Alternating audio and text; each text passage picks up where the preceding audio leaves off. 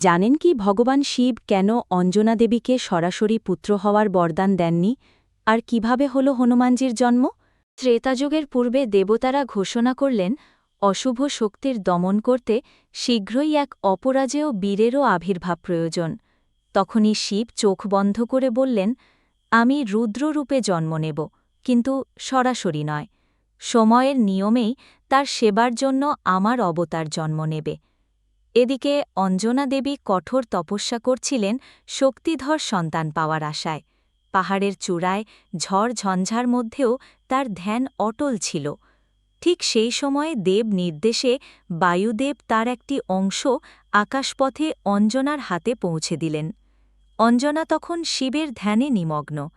দেব পায়েস স্পর্শ করতেই নীল আগুনের মতো তেজ তার চারদিকে ছড়িয়ে পড়ল, যেন শিবের রুদ্র শক্তি বায়ুর মাধ্যমে তার গর্ভে প্রতিষ্ঠা পেল।